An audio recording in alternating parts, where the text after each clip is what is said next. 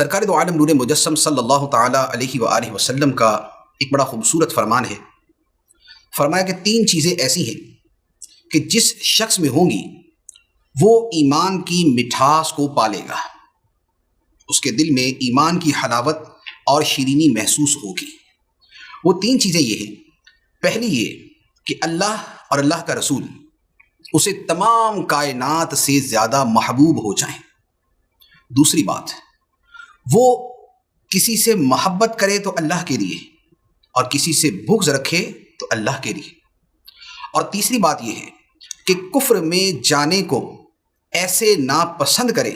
جیسے آگ میں پھینکے جانے کو ناپسند کرتا ہے۔ یہ 3 چیزیں ہیں جس بندے میں ہوں گی اسے ایمان کی مٹھاس اور شیرینی نصیب ہوگی۔ یہ 3 چیزیں فضیلت کے اعتبار سے، سننے کے اعتبار سے، بولنے کے اعتبار سے بڑی آسان ہیں، اور بظاہر ہر بندہ اپنی زبان سے کہتا نظر آئے گا کہ واقعتاً جناب ہماری تو یہی کیفیت ہے، اللہ اور اللہ کا رسول ہمیں سب سے بڑھ کر محبوب ہے، اور ہم اللہ کی خاطر محبت کرتے ہیں، اللہ کی خاطر ہی کسی سے بغض رکھتے ہیں، نفرت کرتے ہیں، اور ہمیں کفر میں جانا سخت ناپسند ہے۔ یہ کہنے کی حد تک بڑی اچھی باتیں ہیں، لیکن اس کا تعلق عمل کے ساتھ ہے، اس کا تعلق حقیقی قلبی کیفیت کے ساتھ ہے، اس کا تعلق عملی زندگی میں اظہار کے ساتھ ہے۔ نبی کریم صلی اللہ علیہ وآلہ وسلم کی محبت اور اللہ کی محبت ساری کائنات سے زیادہ ہونی چاہیے۔ جیسے اس حدیث میں بیان کیا، اسی طرح قرآن کے اندر اللہ تعالیٰ ارشاد فرماتا ہے، قُلْ إِن كَانَ آبَاؤُكُمْ وَأَبْنَاؤُكُمْ وَإِخْوَانُكُمْ وَأَزْوَاجُكُمْ وَعَشِيرَتُكُمْ وَأَمْوَالٌ اقْتَرَفْتُمُوهَا وَتِجَارَةٌ تَخْشَوْنَ كَسَادَهَا وَمَسَاكِنُ تَرْضَوْنَهَا أَحَبَّ إِلَيْكُم مِّنَ اللَّهِ وَرَسُولِهِ وَجِهَادٍ فِي سَبِيلِهِ فَتَرَبَّصُوا حَتَّى يَأْتِيَ اللَّهُ بِأَمْرِهِ۔ فرمایا کہ اے نبی تم فرما دو، اے لوگو، اگر تمہیں تمہارے باپ اور تمہارے بھائی اور تمہارے بیٹے اور تمہاری بیویاں اور تمہارے رشتہ دار اور وہ مال کہ جو تم نے جمع کیا ہے، کمایا ہے، اور وہ تجارت کہ جس کے نقصان کا تمہیں ڈر لگا رہتا ہے، اور وہ تمہاری رہائش گاہیں کہ جنہیں تم پسند کرتے ہو، یہ ساری چیزیں، یہ باپ، بھائی، بیٹے، بیوی، رشتہ دار، خاندان، مال، گھر، تجارت، یہ ساری چیزیں اگر تمہیں اللہ اور اس کے رسول اور اس کی راہ میں جہاد سے زیادہ پسند ہیں تو پھر انتظار کرو یہاں تک کہ اللہ اپنا فیصلہ لے آئے، یعنی خدا کا عذاب آ جائے۔ تو مسلمان کے لیے ضروری ہے کہ اس کی محبت اللہ اور اللہ کے رسول سے ہر شے سے زیادہ ہونی چاہیے، اور یہ محبت کئی پہلوؤں سے پھر ظاہر ہوتی ہے۔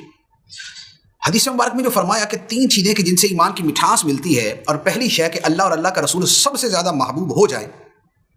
آگے جو بات بیان کی ہے وہ اسی پہلے پر متفرع ہوتی ہے، اسی پہلی شے کا نتیجہ ہوتی ہے کہ اللہ کی خاطر کسی سے محبت ہو اور اللہ کی خاطر کسی سے بغض ہو۔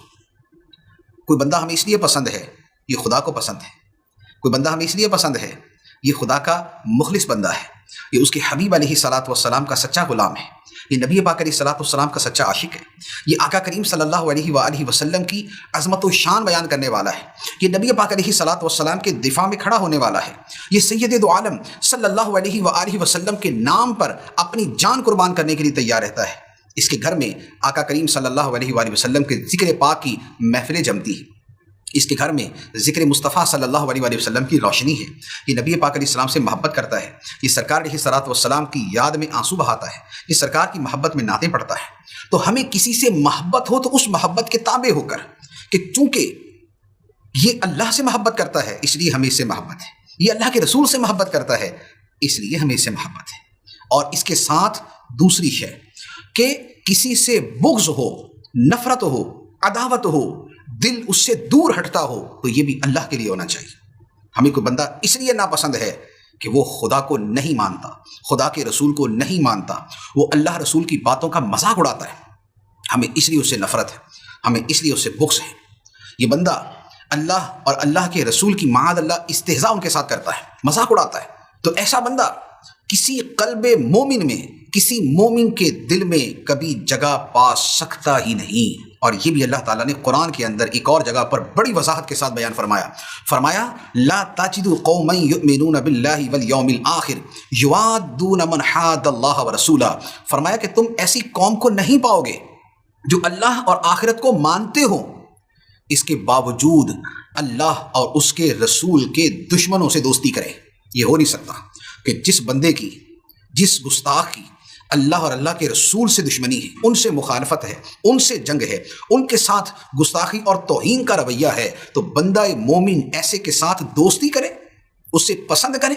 اس سے محبت کرے یا محبت سے پیش آئے۔ فرمایا لا تجد قوما یؤمنون باللہ والیوم الآخر، ایسے بندے کو تم پاؤ گے ہی نہیں، ایسا ہو ہی نہیں سکتا۔ اگرچہ اللہ رسول کا وہ مخالف ان کا باپ کیوں نہ ہو، ان کا بھائی کیوں نہ ہو، ان کا رشتہ دار کیوں نہ ہو، تو اگرچہ سگا باپ ہو، اگرچہ سگا بھائی ہو، اگرچہ سگے رشتہ دار ہوں، لیکن اگر وہ خدا اور رسول کے دشمن ہیں تو پھر ہمارا ان کے ساتھ کوئی تعلق نہیں، پھر ہماری ان کے ساتھ مودت نہیں ہو سکتی، پھر ہماری ان کے ساتھ محبت نہیں ہو سکتی، پھر ہمارا ان کے ساتھ دوستی کا تعلق نہیں ہو سکتا۔ یہ ایمان کی کسوٹی ہے، یہ ایمان کا معیار ہے، اس معیار پر جو پورا اترے گا وہی مومن ہے، اور جو اس معیار پہ پورا نہیں اترتا وہ مومن نہیں۔